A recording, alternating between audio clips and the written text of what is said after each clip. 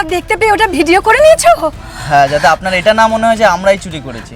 আসলে মেয়েটা এত তাড়াতাড়ি নিয়ে বেরিয়ে গেল, আপনাকে বলার সুযোগই পাইনি। দেখেছো বাবা, কি দিনকাল পড়লো। আগে তো জানতাম ছেলেরা নাকি চুরি করে, কিন্তু এখন তো দেখছি এই ভদ্র জামা কাপড় পরে মেয়েরাও চুরি করতে নেমে গেছে।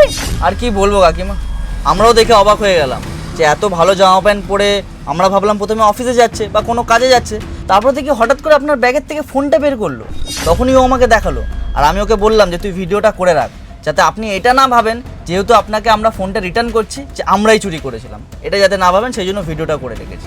ঠিক আছে, এইবারে হয়ে গেছে, এত দামি ফোন এবারে একটু সাবধানে রাখবেন। আপনার মেয়ে হয়তো আপনাকে অনেক আশা করে এই ফোনটা দিয়েছে, ওই জন্য একটু সাবধানে রাখবেন, ঠিক আছে? হ্যাঁ বাবা, তুমি ঠিক বলেছো, অনেক কষ্ট করে আমাকে এই ফোনটা কিনে দিয়েছে। ঠিক আছে বাবা, আমি এটা সাবধানে রাখবো।